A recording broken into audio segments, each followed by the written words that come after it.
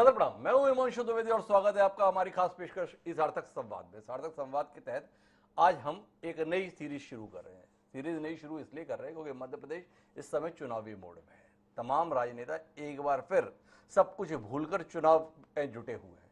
चुनाव में इसलिए जुटे हुए हैं कि पंचायत और नगरीय निकाय चुनाव जो बहुप्रतीक्षित थे वो आखिरकार फलीभूत होकर मैदान में प्रत्याशियों को ला ही दिए हैं।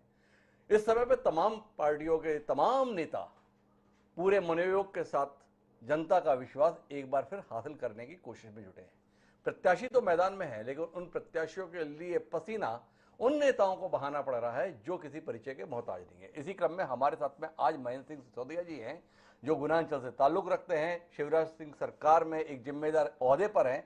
पंचायत मंत्री की भूमिका के रूप में उन्हें हम लोग देखते रहते हैं, लेकिन वर्तमान में वह गुना संसदीय क्षेत्र के अंतर्गत गुना, शिवपुरी और अशोकनगर क्षेत्र में भारतीय जनता पार्टी का परचम फहराने के लिए जुटे हुए हैं। तो सीधे उनके पास रुक करते हैं और उनसे समझने की कोशिश करते हैं कि ऐसा क्या कुछ इस दौरान उनकी पार्टी, उनके संगठन और खुद उन्होंने किया है जिसके चलते उन्हें लगता है कि मतदाता एक बार फिर उन पर भरोसा करेंगे। तो सिसोदिया जी, बहुत बहुत स्वागत है।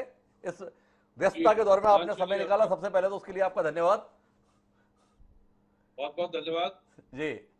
तो सिसोदिया साहब, शुरुआत तो इसी बात से करता हूं कि एक लंबे अरसे तक जिस कांग्रेस के लिए आपने वोट मांगे, अपना चुनाव छोड़ दीजिए, पर अब आपको कांग्रेस के खिलाफ वोट मांगना पड़ रहा है, कांग्रेस के खिलाफ जमावट करनी पड़ रही है। कितना मुश्किल जा रहा है निजी तौर पर महेंद्र सिंह सिसोदिया जी को राजनीति में इस बदलाव को एडजस्ट करने के संदर्भ में? हिमांशु जी, मैं आपको पूर्णतः सत्य बताऊंगा जी कि अपने कांग्रेस के लिए भी वोट मांगे और आप भारतीय जनता पार्टी के लिए वोट मांग रहे हैं। जी जमीन आसमान का फर्क है दोनों पार्टियों में। जी Bharatiya Janata party cadre based party है और जो लाभकारी योजनाएं केंद्र की और राज्य शासन की जो चल रही हैं, जी उसका लाभ पार्टी को पूर्ण रूप से मिल रहा है। और मैं देख सकता हूं कि ग्रामीण अंचलों में और 7वें वार्डों में भी हितग्राहियों की बहुत लंबी फेहरिस्त है जो भारतीय जनता पार्टी की नीति और रीतियों से खुश होकर लाभ प्राप्त करके पार्टी के साथ चल रही। तो मैं मोटे तौर पर यह कहूंगा कि मेरे को व्यक्तिगत रूप से कोई भी कठिनाई भारतीय जनता पार्टी के प्रचार में नहीं हो रही है। बहुत सरलता से हम अपना कार्य कर रहे हैं। लेकिन सवाल महत्वपूर्ण इसलिए है सिसोदिया साहब कि जब 2018 में आम चुनाव हुए थे तो जनता ने भाजपा की रीति नीति से नाराज होकर कांग्रेस के प्रति अपना समर्थन व्यक्त किया था।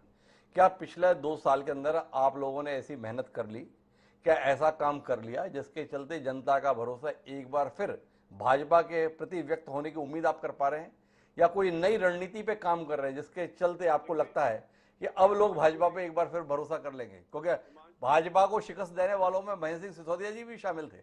जी हिमांशु जी, 2018 में भी अगर आप वोटिंग परसेंटेज मध्य प्रदेश का देखें तो भारतीय जनता पार्टी का वोटिंग परसेंटेज ओवरऑल कांग्रेस से ज्यादा रहा जी मगर सीटों में कन्वर्ट होने में थोड़ी परेशानी हुई जी और उस समय श्रीमंत ज्योतिरादित्य सिंधिया जी कांग्रेस के स्टार प्रचारक थे। जी गौरी और चंबल संभाग से सर्वाधिक सीटें आई थी और अब वो स्टार प्रचारक कांग्रेस पार्टी के नहीं, भारतीय जनता पार्टी के हैं। और साथ ही माननीय मुख्यमंत्री शिवराज सिंह चौहान जी ने 2 साल के अंदर जो कीर्तिमान स्थापित किए हैं, जो लाभकारी नीतियां और किसानों मजदूर वर्ग के लिए जो उन्होंने कार्य किया है, और विशेष रूप से कोरोना काल में जो माननीय मुख्यमंत्री जी ने कार्य किया है वो अद्भुत कार्य किया था। और आज भी जनता के मस्तिष्क पे, पटल पर पूरी तरह से वो विकास के कार्य और जो मदद सहयोग किया गया है माननीय मुख्यमंत्री की तरफ से, वो आज स्पष्ट देखने को मिल रहा है। एक बात आपसे समझना चाहता हूं सिसोदिया साहब, वो ये है कि ज्योतिरादित्य सिंधिया अपने आप में एक फोर्स रहे, अपने आप में एक ताकत रहे। कांग्रेस पार्टी एक तरफ और सिंधिया परिवार का अपना वजूद, उनके समर्थकों की ताकत एक तरफ। जानने में सबको दिलचस्पी है पूरे प्रदेश को कि आखिर ये सिंधिया समर्थकों को भारतीय जनता पार्टी कितना आत्मसात कर पाए, कितना वो भारतीय जनता पार्टी के साथ घुल मिल पाए। तो इस संदर्भ में थोड़ा रोशनी मिलेगी महेंद्र जी कि जब आप चुनाव प्रचार के लिए निकल रहे हैं तो लोग आपको सिंधिया जी के साये में देखते हैं या भाजपा के साये में देखते हैं? देखिए, ये व्यक्ति के और पार्टी के ऊपर निर्भर है और मैं स्पष्ट बोलने वाला व्यक्ति हूँ। बहुत जो कुछ बोलता हूँ स्ट्रेट फॉरवर्ड बोलता हूँ। आज हमको इस बात का कोई महसूस ही नहीं होता कि हम दूसरी पार्टी में आए हैं। भारतीय जनता पार्टी के प्रत्येक कार्यकर्ता ने हमको आत्मसात किया है और हमने भारतीय जनता पार्टी के प्रत्येक कार्यकर्ता को पार्टी की जो रीति नीति है, अंत्योदय पे पहुंचने का जो हमारा लक्ष्य है, उसको हमने स्वीकार किया है। ये दिल की और आत्मा की बात है जो मैंने आप तक आज पहुंचाई है।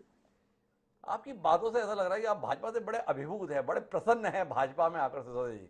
कई बार ऐसा तो नहीं लगता कि थोड़ा देर से आए, इतनी अच्छी पार्टी थी, खाम में इंतजार करा लिया? निश्चित रूप से मुझे इस बात का दुख है कि भारतीय जनता पार्टी में हम देर से आए। अगर पहले आते तो हम पार्टी के लिए बहुत कुछ कर सकते थे। अब एक सवाल उठता है, वर्तमान चुनावों पर हम वापस लौटते हैं। ऐसी चर्चाएं हैं राजनीतिक फलक में कि आप लोगों के आने के चलते भाजपा का जो परंपरागत कार्यकर्ता था उसका हक कहीं ना कहीं मारा गया। गुना क्षेत्र में ही अगर टिकटों का वितरण हुआ तो आपके साथ आए हुए लोगों को ज्यादा वरीयता मिल गई, सिंधिया जी के साथ नजदीकी रखने वाले लोगों को ज्यादा स्थान मिल गया, और जो परंपरागत भाजपा का कार्यकर्ता था वो पीछे रह गया। कुछ पूर्व जिलाध्यक्ष या पूर्व विधायक ने तो अपने परिवार को लड़ाने से भी इंकार कर दिया, ऐसी भी खबरें हैं। तो कुल मिला के जानना ये चाहता हूं कि इस प्रकार की शुभता, इस प्रकार की नाराजगी आपकी पार्टी की संभावनाओं को परिणाम की दृष्टि से प्रभावित तो नहीं करेगी? इसे रोकने के लिए क्या कुछ कर रहे हैं महेंद्र सिंह सिसोदिया जी? मोदी साहब, मैं बहुत स्पष्ट रूप से आपसे एक निवेदन करना चाहता हूँ जी, आज आपके मीडिया के माध्यम से कि ना तो अब सिंधिया गुट बचा है और ना कोई दूसरा गुट बचा है। जो भी कुछ है वो भारतीय जनता पार्टी है, नंबर 1। नंबर 2, ऑन रिकॉर्ड अगर हम बात करेंगे तो आज गुना जिले के अंदर नगर पालिका में जो टिकट का वितरण हुआ है, महाराज सिंधिया जी के मात्र 60 टिकट है जो उन्होंने कहा था कि हमारे पुराने कार्यकर्ता हैं, इनको दिया जाए, और 37 वार्ड में से 7 टिकट मात्र उनके कहने पे हम लोगों ने दिए हैं। बाकी मूल कार्यकर्ता का, भावना का विशेष रूप से ध्यान दिया गया है। क्योंकि कोर कमेटी का मैं मेंबर था, इसलिए मुझे ये सारी बातें मालूम है। जो लोग नाराज हुए हैं वो कहीं नहीं जाएंगे, सब भारतीय जनता पार्टी के सिपाही हैं। नाराजगी और वैचारिक मतभेद हो सकता है, किंतु जहां तक पार्टी की बात आएगी, चाहे वो पूर्व विधायक हो, चाहे पूर्व नगर पालिका अध्यक्ष हो, सब मिलकर पार्टी के लिए कार्य करेंगे। तो फिर समझने की बात यह है कि सब राजनीतिक प्रेक्षक इस चुनाव को, खासतौर पर नगरीय निकाय चुनाव को 2023 के आम चुनाव के संदर्भ में सेमीफाइनल की दृष्टि से देख रहे हैं। ये सेमीफाइनल जीतें, इसके लिए सिसोदिया जी ने क्या रणनीति इस क्षेत्र के अंदर बनाई है, थोड़ा उसमें दृष्टि देंगे हमें? द्विवेदी साहब, देखिए, रणनीति कभी बताई नहीं जाती है जी, ये गुप्त रखी जाती है। किंतु आपने पूछा है तो मैं आपको स्पष्ट रूप से बताना चाहूंगा कि हमारी जो योजनाएं हैं केंद्र सरकार की और हमारे जो राज्य शासन की योजनाएं हैं, उसको हम लोग लेकर हितग्राहियों को संपर्क कर रहे हैं और उन लोगों को समझा रहे हैं कि किस तरीके से माननीय प्रधानमंत्री नरेंद्र मोदी जी और हमारे मुख्यमंत्री शिवराज सिंह चौहान ने मध्य प्रदेश और भारत को जो एक गठबंधन में बांधने का प्रयास किया है, लोगों को लाभ पहुंचाने का प्रयास किया है, और उनका विश्वास जनता का हम लोग अर्जित करने में सफल हो रहे हैं। और मुझे पूर्ण विश्वास है कि मध्य प्रदेश के सेमीफाइनल में नगरीय निकाय चुनाव में विशेष रूप से भारतीय जनता पार्टी का परचम फहरेगा। गुना क्षेत्र की जब बात की जाती है तो केवल ज्योतिरादित्य सिंधिया की बात नहीं की जाती है, साथ साथ पूर्व मुख्यमंत्री दिग्विजय सिंह का भी जिक्र आता है, उनकी सक्रियता के क्षेत्र के रूप में भी बात की जाती है। दिग्विजय सिंह की सक्रियता कैसी है इस दौरान, ये जानने में हमारी दिलचस्पी है। क्या दिग्विजय सिंह का मैनेजमेंट आपके लिए कोई चुनौती बन रहा है, या दिग्विजय सिंह को आप किसी गिनती में ही नहीं गिन रहे हैं? देखिए, जहां तक माननीय दिग्विजय सिंह जी का सवाल है जी, वो दिल्ली से गुना बहुत कम आते हैं जी, उनके बेटे माननीय जयवर्धन सिंह जी ने कमान संभाली हुई है। जी, और मैं जहां तक जिला पंचायत की जिले की बात करूं, जी, मेरे बमोरी और गुना में 8 सीटों का चुनाव हुआ जिला पंचायत का। 8 के 8 सीटों पे भारतीय जनता पार्टी के प्रत्याशी जीते हैं। और आज जो वोटिंग हो रही है रावगढ़ चांचोड़ा में, उसमें भी मुझे पूर्ण विश्वास है कि कम से कम 6 सीटें भारतीय जनता पार्टी की आएगी और जिले की जिला पंचायत भारतीय जनता पार्टी का ही अध्यक्ष बनेगा। ये आप 8 की 8 सीटें जीत जा रहे हैं, आपको ठीक लगता है दूसरों के लिए कोई जगह नहीं छोड़ना? क्या आपको नहीं लगता है इतने बड़े बड़े नेता इस क्षेत्र के रहे हैं, उनके साथ आप इस प्रकार का व्यवहार करते हैं? ये दिग्विजय सिंह जी के प्रति आपकी अतिरिक्त मोहब्बत क्यों रहती है? नहीं, वो हमारे आदरणीय राज साहब बहुत ही हमारे सम्माननीय है, हमारे जिले के नेता रहे और उनका आदर सम्मान करना हमारा फर्क है। मगर हम ये जरूर चाहते हैं कि उनने बहुत कुछ कर लिया, 10 वर्ष में मुख्यमंत्री रहे, अब कुछ दूसरों के लिए भी वो छोड़ना चाहिए, उनको कुछ दूसरों के लिए भी छोड़ना चाहिए। कमलनाथ फैक्टर के संदर्भ में महेंद्र जी आप इस चुनाव को लेकर कुछ कहेंगे? कमलनाथ तकरीबन 4 दशक की राजनीति केंद्र की है, पिछले 5 साल से वह राज्य की राजनीति में सक्रिय हैं, प्रतिशोध की भावना के साथ प्रदेश में सक्रिय हैं, एक बार फिर मुख्यमंत्री पद की शपथ लेना चाहते हैं। इस नगरीय निकाय चुनाव में भी 75-70 साल की उम्र में भी उनकी सक्रियता देखते ही बनती है। क्या महसूस कर रहे हैं? कमलनाथ का पसीना कोई रंग लाएगा या जबरदस्ती में ही पसीना बहा रहे हैं? एक बात तो मैं स्पष्ट करूंगा कि माननीय कमलनाथ जी की आदत पसीना बहाने की नहीं है। जी वो हमेशा कॉर्पोरेट लीडर रहे हैं जी और सर्वे के आधार पर ही उनका पूरा निर्णय होता है। और सर्वे जब कराते हैं तो महीनों पहले कराते हैं, मगर जब समय नजदीक आता है तो वो सर्वे फेल हो जाता है और रिजल्ट सारे उनके नेगेटिव हो जाते हैं। तो उनके मुख्यमंत्री काल में जब मैं श्रम मंत्री था तब भी हम उनको कैबिनेट में ये बात कहते थे कि साहब दौरे किया करो, मगर दौरों से हमेशा दूर रहते हैं, मतलब पसीना बहाना वो जानते ही नहीं है। जी, पर इस दौरान तो वो लगातार दौरे कर रहे हैं। आप उनके प्रति इतने निर्मम क्यों हो रहे हैं? उनसे अलग हुए काफी टाइम हो गया, अभी भी इतनी नाराजगी, इतनी ही कटुता भाई जी? निर्मम नहीं हूँ, मैं सत्य बोलने वाला प्राणी हूँ और मैं जो बोल रहा हूँ वो सत्य बोल रहा हूँ। तो कुल मिला के सत्य के साथ हैं। एक और बात आपसे समझना चाहेंगे, इस पूरी कवायद के दौरान यशोधरा राजे सिंधिया शिवपुरी में सक्रिय हैं। यशोधरा राजे की सक्रियता महेंद्र सिंह सिसोदिया को शिवपुरी में सक्रिय होने में कितनी मददगार रहती है या कितनी रुकावट बनती है? किसी की कोई रुकावट नहीं है। वो हमारी सम्माननीय नेता है, वो भी भारतीय जनता पार्टी के लिए कार्य कर रही है और श्रीमान ज्योतिरादित्य सिंधिया जी भी पार्टी के लिए कार्य कर रहे हैं और मैं भी प्रभारी मंत्री होने के नाते भारतीय जनता पार्टी के लिए कार्य कर रहे हैं। हम सबका लक्ष्य एक है कि भारतीय जनता पार्टी का परचम फहराना चाहिए। नहीं, लेकिन वो भारतीय जनता पार्टी के नेता हैं, लेकिन गुना में हमने उन्हें दौरे करते हुए नहीं देखा, अशोकनगर में की गलियों में भी उन्हें घूमते हुए नहीं देखा, लेकिन महेंद्र सिंह सिसोदिया जी को हम सब तरफ देख रहे हैं। तो एक ही पार्टी में रहते हुए, मंत्री के पद पर रहते हुए भी ये जो अंतर है, इसके संदर्भ में कोई दृष्टि दीजिए ना महेंद्र जी, ये अंतर क्यों है? द्विवेदी साहब, ऐसा नहीं है कि वो नहीं आती हैं, आती हैं। समय की आवश्यकता जब पड़ती है वो निश्चित आती है। हम लोगों से भी चर्चा करती रहती है और हम भी उनसे वार्तालाप करते रहते हैं, तो कोई ऐसी उसमें खास बात नहीं है। नहीं, खास बात तो इसलिए आप मुझे उल्लेख करके बताएं सिसोदिया साहब, आप पूरे चुनाव की बागडोर संभाले हुए हैं। गुना में कौन से उनके चुनाव प्रचार के कार्यक्रम आपने रखे हुए हैं, अशोकनगर में उनके चुनाव प्रचार के कौन से कार्यक्रम रखे हुए हैं, तो आपकी बात पे थोड़ा भरोसा कर पाएं कि देखिए ये कार्यक्रम हमने रखे हैं? अब ये कार्यक्रम संगठन फिक्स करता है कि किस नेता को कहाँ भिजवाना है, किसकी कहाँ उपयोगिता है। तो पार्टी संगठन ही निर्णय करता है इसको लेकर कि किसको कहाँ पे उपयोग करना है। संगठन किससे बनता है? नेताओं से और कार्यकर्ताओं से। महेंद्र सिंह सिसोदिया जी क्या गुना अंचल के संदर्भ में ऐसी भूमिका में नहीं है जो ये तय कर सके कि किस नेता का दौरा कहां पे कराना उपयुक्त रहेगा? तो आपसे जानना चाहेंगे, क्या यशोधरा राजे सिंधिया का अपने शिवपुरी क्षेत्र से बाहर निकलकर प्रचार करना पार्टी के लिए मददगार रहेगा या नहीं रहेगा? अगर पार्टी निर्देशित करेगी तो निश्चित रूप से जाएंगी वो। पार्टी तो निर्देशित तभी करेगी ना जब सिसोदिया साहब जैसा दिग्गज या आग्रह करेगा या सुझाव देगा कि उनके दौरे की जरूरत है।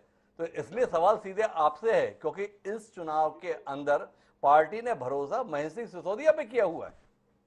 द्विवेदी साहब, अभी तो शुरुआत हुई है, अभी तो वोटिंग में समय है जी, और टूर प्रोग्राम्स भी नेताओं के बनना प्रारंभ हो गए हैं। तो आप निश्चित रूप मानिए कि उनका भी उपयोग कहीं ना कहीं किया जाएगा। हमारी ये चर्चा का सिलसिला जारी रहेगा। एक छोटा सा ब्रेक लेते हैं, ब्रेक के बाद लौटेंगे तो महेंद्र सिंह सिसोदिया जी से चुनाव से जुड़े हुए कुछ सवाल और जो बाकी रह गए उसके संदर्भ में बात करेंगे।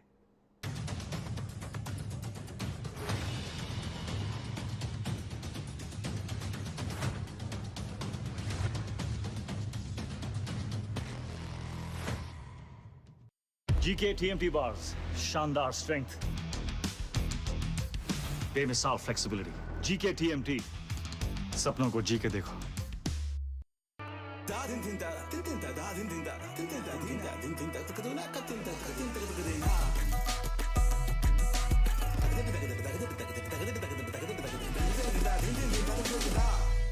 INH, बढ़ते भारत की आवाज।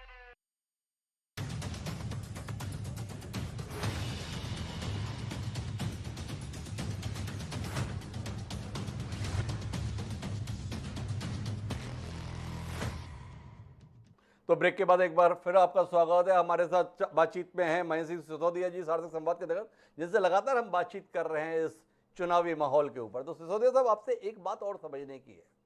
बड़ा द्वंद्व रहा है जब ये चुनाव घोषित हुए कि चुनाव प्रत्यक्ष रहें या अप्रत्यक्ष रहें। नगर पालिका, नगर निगम, नगर परिषद के संदर्भ में मुखिया को जनता के द्वारा सीधा चुना जाए या अप्रत्यक्ष तरीके से चुना जाए।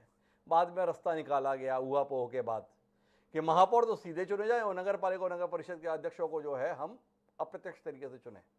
इसके संदर्भ में थोड़ा बताइए ना, क्या ऐसा हुआ जिसमें शहर के अंतर्गत ये विभाजन कर दिया आपने? बड़े शहर हैं तो सीधे चुनेंगे और छोटे शहर हैं तो उनको पार्षद चुनेंगे। थोड़ा बताएंगे आप, क्योंकि उस फैसले में आप सहभागी रहे। द्विवेदी साहब, क्या हमारे कार्यकर्ताओं को पार्षद बनने का अधिकार नहीं है? जी नगर पालिकाओं में जो इंडायरेक्ट प्रणाली से चुनाव हो रहे हैं, पार्षदों के माध्यम से अध्यक्ष का चुनाव होगा, तो हमारे जो कार्यकर्ता वार्डों में काम करते हैं कई वर्षों से, उनकी एक ही अभिलाषा है कि मैं पार्षद बन जाऊं। जी उनके लिए सुनहरा अवसर था और पार्टी ने, संगठन ने इस बात को तय किया, सरकार ने भी तय किया कि इसी प्रणाली के हिसाब से चुनाव होने चाहिए। क्योंकि नगर निगम के चुनाव बहुत बड़े स्तर के होते हैं, जी इसलिए उसको डायरेक्ट इलेक्शन कराने के लिए सभी लोगों ने, पार्टी के कार्यकर्ताओं ने, सबका प्रेशर था और इसको इसीलिए मूर्त रूप दिया गया।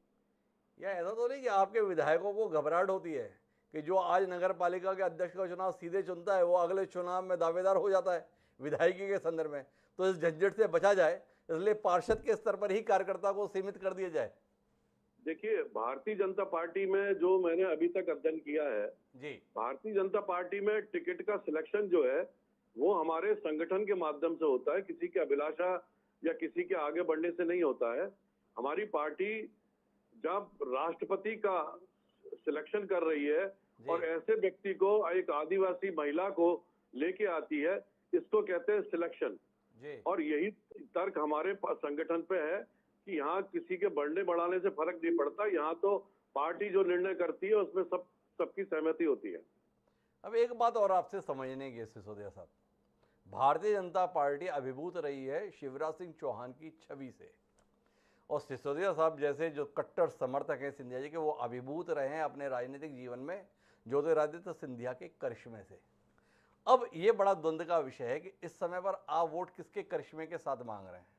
शिवराज सिंह चौहान पर ज़्यादा भरोसा कर रहे हैं या ज्योतिरादित्य सिंधिया पर? जानने में हम सबकी बड़ी दिलचस्पी है। थोड़ा सिसोदिया साहब रोशनी देना, किसके भरोसे पे कामयाबी की उम्मीद है? देखिए, ना तो मैं माननीय शिवराज सिंह जी से अभिभूत होकर कार्य कर रहा हूँ, ना मैं श्रीमान सिंधिया जी से अभिभूत होकर कार्य कर रहा हूँ। हम भारतीय जनता पार्टी से अभिभूत होकर कार्य कर रहे हैं और हमारे दोनों नेता भी भारतीय जनता पार्टी से अभिभूत होकर कार्य कर रहे हैं। तो आपको ऐसा नहीं लगता है कि इन दोनों नेताओं का नाम कहीं मदद दे रहा है? इन नेताओं का नाम, इन नेताओं का होना मतदाताओं के बीच में कोई उम्मीद जगा सकता है? केवल भारतीय जनता पार्टी का नाम ही है जो काम आता है, बाकी नेताओं के नाम में आपका कोई लगता नहीं कि भरोसा है? भारतीय जनता पार्टी एक ब्रॉड टर्म है और इस ब्रॉड टर्म में माननीय सिंधिया जी भी है और माननीय शिवराज जी भी है और मध्य प्रदेश के अन्य कद्दावर नेता भी इसमें सम्मिलित है। बड़ा जबरदस्त परिवर्तन आ गया महेंद्र जी आप में। एकाएक व्यक्ति को भूल संगठन के संदर्भ में आप जिस तरीके से अभिभूत हुए हैं, बड़ा चमत्कार है। ये चमत्कार हुआ कैसे? थोड़ा इसमें रोशनी मिले। एकाएक संगठन की महत्ता के संदर्भ में आप जिस तरीके से व्यक्त कर रहे हैं अपने आप को, बड़ा अचंभित करने वाला है। समझना चाहते हैं भाजपा ने इस प्रकार से आपको कैसे इतनी जल्दी ढाल दिया? जब कोई चीज हमसे दूर रहती है जी और हम उसको समझ नहीं पाते हैं तो उसके प्रति हमारा अट्रैक्शन कम रहता है, मगर जब पास से उस चीज को हम समझते हैं जी तो हमको लगता है कि इसमें अच्छाई और सच्चाई कितनी है। इसी तरीके से जब भारतीय जनता पार्टी से दूर थे तो हमको लगता था कि ये एक सांप्रदायिक पार्टी है, किंतु आने के बाद पता लगा कि ये राष्ट्रवादी पार्टी है जो सच्चे राष्ट्र के रूप में कार्य कर रही है। ऐसी पार्टी से अभिभूत होना कोई नई बात नहीं है। तो कुल मिलाकर भारतीय जनता पार्टी की कार्य पद्धति, उसका विचार महेंद्र सिंह सिसोदिया जी को लगता है कि वो अपने आप में अभिभूत कर देने के लिए पर्याप्त है। अब आपसे आखिरी दौर की बातचीत के लिए हूं मैं, और आपसे ये जानना चाहता हूं कि ये कहा जाता है डबल इंजन की सरकार है तो वो काम बहुत अच्छा होगा। 3 इंजन की सरकार की बात कही जा रही है कि केंद्र में भी भाजपा की सरकार, प्रदेश में भी भाजपा की सरकार, और नगरीय निकाय में भी अगर भाजपा की सरकार रहे या पंचायत में भी भाजपा की सरकार रहे तो विकास अलग ही रास्ते पर होगा। पर इतने साल से 3-3 इंजन की सरकारें मध्य प्रदेश के अधिकांश इलाकों में रहीं। जिस गुना में आप बैठ रहे हैं उस गुना में भी पूरा शहर खुदा पड़ा है। एक बारिश हो रही है तो क्या इंदौर, क्या जबलपुर, क्या भोपाल, क्या ग्वालियर, घरों में पानी घुसा हुआ रहा है। तो आपसे जानना चाहता हूँ, इतने मौके 3-3 इंजन की सरकार को मिल गए, उसके बाद जनता के हिस्से में ये आ रहा है सिसोदिया साहब, भरोसा कैसे करें दावों पे और हकीकत में इतने बड़े अंतर को देखकर? डॉक्टर साहब, अगर मैं आपसे यह प्रश्न करूं कि बिल्कुल दिल की और अपनी आत्मा से आप बताइए कि मध्य प्रदेश में आज चहुमुखी विकास हुआ है कि नहीं हुआ है? जी माननीय शिवराज सिंह जी जिस दिन से मुख्यमंत्री बने हैं तब से गांव का विकास हुआ है कि नहीं हुआ है? जी कभी आके देखिए हमारे बमोरी विधानसभा में कि विकास हुआ है कि नहीं हुआ है? जी जहां तक आपने कहा कि मिट्टी खुदी पड़ी है, वार्डों में ये हालत है, तो अगर हमको सीवेज लाइन डालनी है, हमको पानी की व्यवस्था करनी है, घर घर टोटी से पानी पहुंचाना है, तो डेवलपमेंट के लिए ये खुदाई होगी। मगर आप विश्वास रखिए कि ये सारा काम बढ़िया ढंग से सुचारू हो जाएगा और कहीं कोई गंदगी की व्यवस्था आपको देखने को नहीं मिलेगी। सर थोड़ा तो यथार्थपरक बातचीत कर लेते हैं। बात केवल गुना की नहीं है, बात भोपाल जैसे शहर की है। स्वच्छता के मामले में लगातार देश में नंबर 1 आ रहे इंदौर शहर की है। संस्कार धानी के तौर पर पहचाने वाले जबलपुर की है। आपको बेहद मन से प्रिय ग्वालियर शहर की है। सबकी तो हालत देखिए। एक दौर की बारिश हुई है, शहर की सड़कों पर गाड़ियां ऐसे लग रही हैं जैसे नदी में नाव तैर रही हैं। देखकर मन नहीं दुखता, आपका दिल नहीं दुखता, आत्मा कचोटती नहीं? कि ये विकास की एक निरंतर प्रक्रिया है जी कि कोई चीज अगर अच्छी बनती है तो उसको उस पर डैमेज भी होता है, तो उसका डैमेज पूरा कर दिया जाएगा, डैमेज कंट्रोलिंग कर ली जाएगी। तो इसमें मैं नहीं समझता कि इससे ये अर्थ लगाया जाए कि प्रदेश में विकास नहीं हुआ। मैं आपसे पूछना चाहता हूं कि भोपाल को आपने पहले भी देखा है, आपने ग्वालियर को पहले भी देखा है, इंदौर को भी आपने देखा है और मुझसे ज्यादा आप मध्य प्रदेश को जानते हैं। क्या आपको नहीं लगता कि इन सालों में जबरदस्त विकास के कार्य हुए हैं पूरे क्षेत्र के अंदर? तो सिसोदिया साहब का कहना है कि ये परेशानियां अपनी जगह हैं, लेकिन इन नगरों के विकास को आप अतीत के पन्नों के मुकाबले अगर देखते हैं तो स्वयं महसूस करेंगे कि विकास किस कदर हुआ है।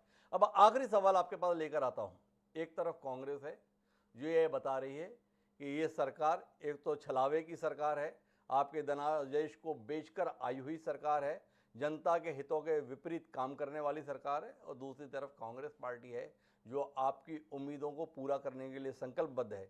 इस चुनाव में भी वोट दीजिए, 2023 में जब वो आएंगे तब भी वोट दीजिए। मैं जी आपसे सवाल ये है कि जनता अगर आपको वोट दे तो क्यों दे? ये सवाल जब वोटर के मन में आएगा तो उसे उत्तर देने के लिए आपके द्वारा क्या कहा जाएगा? आखिरी सवाल। आज पूरे देश में जितने भी राज्यों में चुनाव हुए, इंक्लूडिंग उत्तर प्रदेश, गोवा, आप सब जगह देखिए कि भारतीय जनता पार्टी की सरकारें बनती चली आ रही है और कांग्रेस की सरकारों की दुर्गति हो रही है। आज कांग्रेस के पास लीडरशिप नहीं है, कांग्रेस के पास ऑर्गेनाइजेशन नहीं है, कांग्रेस के पास नीति रीति नहीं है। सिर्फ नेगेटिव क्रिटिसाइज करने से वोट जनता नहीं देने वाली है। जनता को चाहिए पॉजिटिविटी और डेवलपमेंट के काम चाहिए। उनको नकारात्मक सोच के और सकारात्मक सोच की पार्टियां नहीं चाहिए देश के अंदर। ये स्पष्ट रूप से संकेत हो चुका है और मैं आपको आज इस मीडिया के माध्यम से बताना चाहता हूं और इसको नोट भी कर लेना आप कि 2023 में पुनः भारतीय जनता पार्टी की सरकार पूर्ण बहुमत के साथ मध्य प्रदेश में बनेगी और हम नगरीय चुनाव और पूरा नगरीय और साथ साथ ग्रामीण क्षेत्र में भी हमारी भारतीय जनता पार्टी का परचम फहरेगा। तो ये हमारे साथ महेंद्र सिंह सिसोदिया जी थे, जिनका कहना यह है कि एक तरफ कांग्रेस पार्टी है जिसके पास नकारात्मक सोच है, नकारात्मक दृष्टि है, आलोचना का स्वर है। दूसरी तरफ भारतीय जनता पार्टी है जिसके पास सकारात्मक कार्य और सकारात्मक सोच है। जनता निश्चित तौर पर अगर भरोसा करेगी तो सकारात्मक सोच के संदर्भ में करेगी।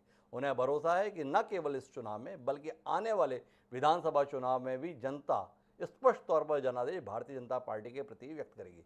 देखिए आने वाला समय ही बताएगा कि महेंद्र सिंह सिसोदिया जी का जो भरोसा भाजपा के प्रति बना है, भाजपा के प्रति जो उनका प्रेम इस कदर उमड़ रहा है, जनता उस भरोसे को कितना कायम रख पाती है। लेकिन वर्तमान में बातचीत के लिए महेंद्र सिंह सिसोदिया जी आपका बहुत बहुत धन्यवाद हमारे साथ जुड़ने के लिए। यह बातचीत का सिलसिला अब यहीं तक। कल फिर मिलेंगे किसी नई शख्स के साथ इसी सार्थक संवाद में। मुझे दीजिए अभी इजाजत। सादर प्रणाम।